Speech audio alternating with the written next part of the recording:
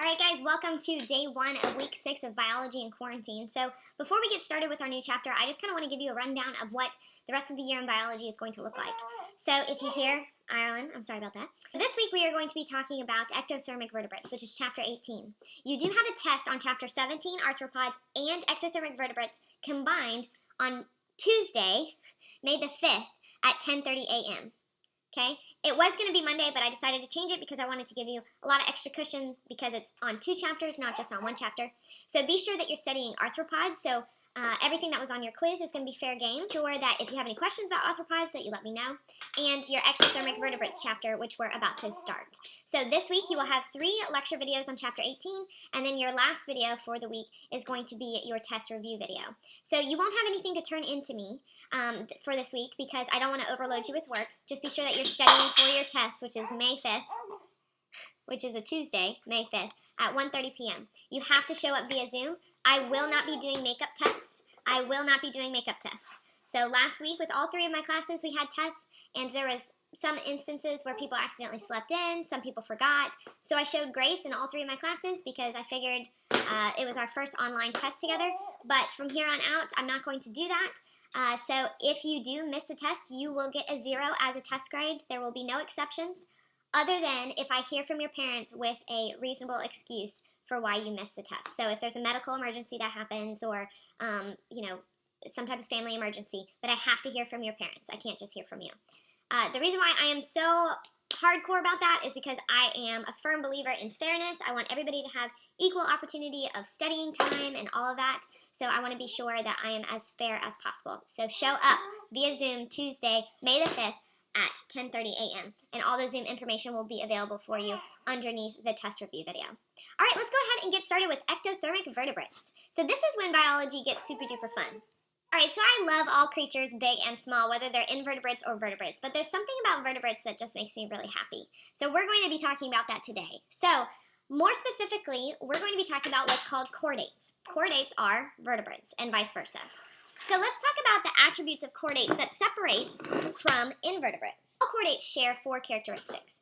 The first thing is that they have a dorsal tubular nerve cord. So that essentially means that they have this cord that's going to be running, if you look at this picture here, they have this cord that's going to be running on their backside. Second one is they have a dorsal notochord at some time during their life, whether it's while they are in an egg or in the womb or as an adult, whatever. It's the beginning of the backbone.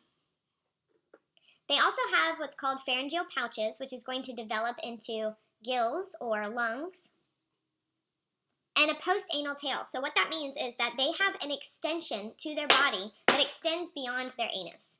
So, for example, most scientists would actually classify humans as chordates, and we have tailbones. So that's an extension beyond the anus.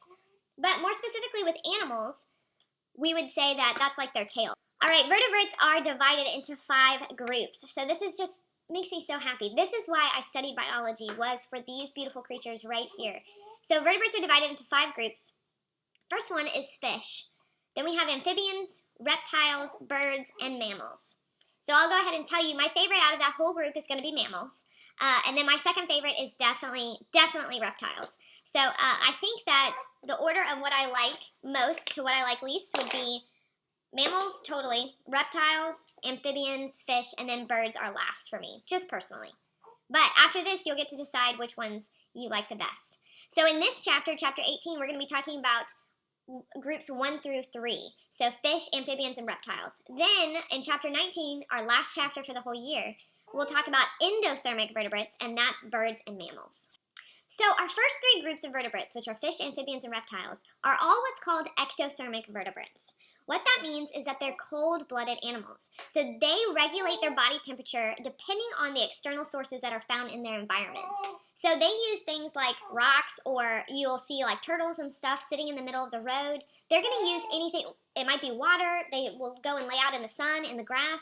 Wherever they can find heat, that's how they are going to stay nice and toasty and warm. It doesn't do it from within, it relies on the outside. Same thing goes with fish. Even though fish don't just lay out in the sun because they would die because they're not in water if they did that, they do that by traveling to different parts of the ocean or different parts of the river that are colder or warmer depending on what they prefer. So this is also known as cold-blooded animals, whereas Birds and mammals are known as warm-blooded animals. Quick, there's a list of ectothermic animals that we can take a look at. So crocodiles, lizards, turtles, chameleons, all of these are examples of ectothermic animals. So let's talk about fish. So fish are going to be in the water only. Okay, there's no fish that live outside of the water. So they're strictly aquatic.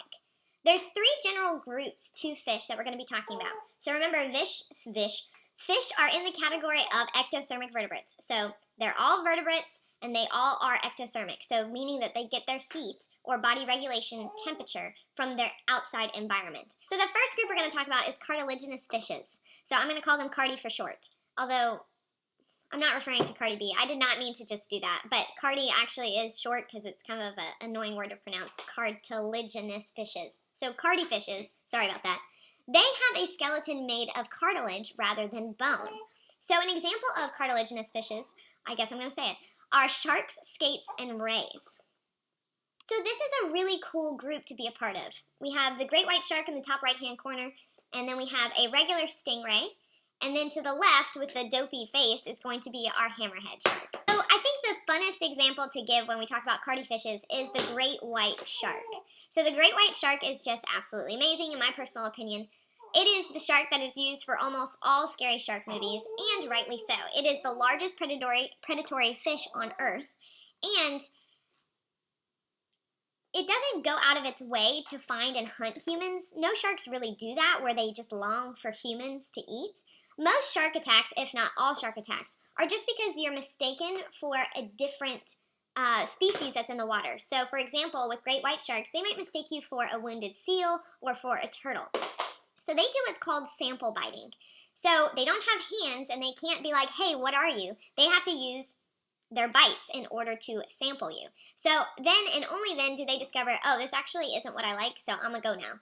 A lot of people survive shark attacks, but if a shark, especially of this size, so these guys get 15 to 20 feet long, although there are some on record that have gone over 20 feet, they weigh 2.5 tons, and they have 300 serrated teeth in several rows. You can see Bruce there from Finding Nemo. If you get bit in the wrong spot and it cuts an artery, that is not going to be good. You better hope that you are close to the shoreline to get help as soon as possible. So most of the time, these guys are not out for blood, but if they are hungry enough, they will keep eating whatever they have caught. But more often than not, people experience only one bite, and then the shark moves along once it's discovered that it's not the actual prey that it was looking for. The second one we're going to talk about is bony fish. So these are fish that have bones. So if you are a fisherman and you catch a fish, you know that you have to debone the fish before you cook it and eat it, because otherwise you can cut your mouth and hurt yourself really badly. This is going to be the largest class of vertebrates because there's so many different types. There are so many different types of fish. So whether it's freshwater or saltwater, there's just so many different types. Bony fish also have what's called a swim bladder. So a swim bladder is going to be something inside of the fish that keeps that fish able to float, or buoyancy. So it's going to be a sac that's inside of their bodies that fills up, that's going to be filled with gas, and it helps the fish to float. So if you are a fisherman, or maybe you've had a pet fish, and you've ever noticed that your fish sinks to the bottom and is still alive, something has happened to its swim bladder to affect its ability to swim. And it's not going to live very long after that. All right, so our example for bony fish is going to be the spot-tailed bass. So I like using examples that we see in South Carolina. I forgot to mention before, but great white sharks actually do come around South Carolina coastal waters. There's actually 3 of them right now, I just looked it up, that are hanging out on the coast. They're not bothering anybody. That might partly be because nobody's at the beach, but they do this because the temperature of the water changes, so they're just moving along, but they might stay in one location for a little while. And there's 3 great white sharks right now that have been hanging out near Isle of Palms for about a month now. So another fish that you definitely will come across if you ever go fishing in the saltwater is going to be your spot-tailed bass. This is also called a redfish or a red drum. So this is a spot-tailed bass me and my dad caught a few weeks ago. He was exactly 23 inches, so we were able to keep him. If they're any less than 15 or anything above 23, you have to put them back in the ocean. So they have this pretty little spot on the back of their tail, hence their name. And this actually attracts predators into thinking that the tail is actually the head. So it kind of fools predators into thinking that that's an eye. And so it will most likely attack the tail of the fish rather than go for the head of the fish. They don't just have to have one spot. My dad actually caught one the other day that had 5 spots on one side of it. So they can have all different kinds of variations of spots. It just depends on the fish. And here's Ireland saying hi to the world. All right, the next one we're going to talk about is jawless fishes. So this has to be my least favorite of fish. I know everybody deserves some love, but look at that face. I mean, he's kind of gross looking. So jawless fish are exactly what their name suggests. They don't have jaws, and they're going to feed by suction. And they have those little rows of teeth and a lot of muscles in their mouth, so that way they're able to suction very easily and get through their prey or whatever they're eating. They do not have paired fins, so they don't have fins on either side of them to swim. And they don't have scales. See how they're nice and smooth? An example of this is going to be the hagfish. So you do not need to write down what this whole chart is. Just be familiar with what the hagfish is and what the hagfish eats. So I'm just going to talk about them. So they're slimy. They look like eels. The top right-hand corner picture, at least it's on my right. Yeah, it would be on your right too. Sorry. The top right-hand corner picture is actually some hagfish that are eating on a dead whale. So they are excellent decomposers. It's important to remember that they are jawless, but they're not toothless. They actually have several teeth, and they're in that round, muscular mouth of theirs, so that way they can suction out whatever they're eating. And they're actually really disgusting. I think I've mentioned that already, but they just look really gross. And I don't know. You know those... I'm going to ruin something for you guys. If any of you guys like pad thai and you have bean sprouts in your pad thai, which I eat bean sprouts in my pad thai, but from now on, when you look at it, you're going to think there's a bunch of hagfish in your pad thai. So you're welcome for that. All right, let's talk a little bit about fish structure in general. So most fish have fins, although jawless fish, we know, don't have fins. And several have scales, but that really depends on the species. They have what's called a lateral line, which you see in that diagram. It's that line that's right across the middle of the fish. This is actually a sense organ. They also have what's called counter shading. That's when, not all of them, but that's when an animal is going to be darker on one side of its body and lighter on the other side.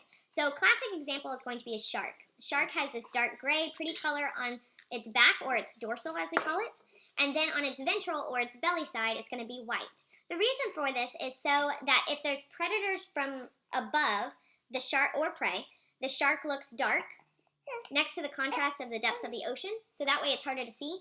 On the same sense, if the predator or the prey is above the organism, it's going to be lighter, it's going to be shaped more towards the sun, so they use it as a camouflage. Alright guys, sorry I had to do this on another day, so let's go ahead and finish up with fish. So fish have a closed circulatory system, which means that their circulatory system in their blood is going to be kept separate from the other fluids in their body. They have a two-chambered heart. What you need to know about a two-chambered heart is it just means it's like two sections of their heart. And their gas exchange that they use to breathe is going to happen in the gills. So for us, it would be our lungs. For them, it's going to be in the gills. And they remove waste similar to the way that we remove waste, which is through their kidneys. There's a big old dragonfly right there. They have what's called an operculum. And if you look on the picture on the top right-hand corner, so that red stuff is its gills. For those of you who are unfamiliar with fishing, those are its gills. And the flap that the person is peeling back with their finger, that's what's called the operculum. The operculum is going to be used to actually cover and protect the gill slits.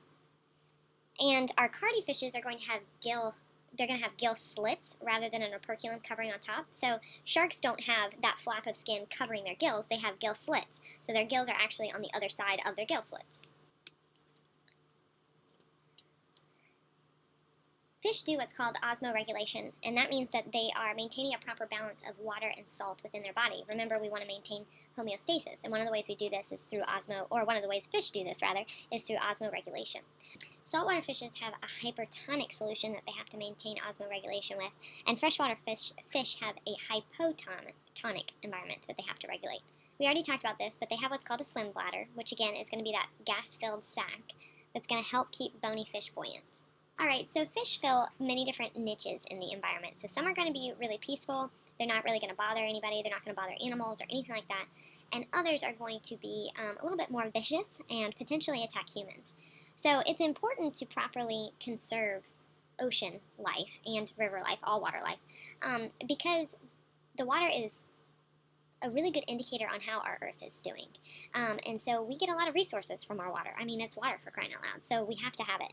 So it's important that we make sure that the food chain and ocean conservation is all really well taken care of, because these guys are really important to our environment. One last thing before you guys go, don't forget you have a test on Chapter 17, Arthropods, and Chapter 18, Ectothermic Vertebrates, on Tuesday, May the 5th at 10:30 a.m. All right, love you guys.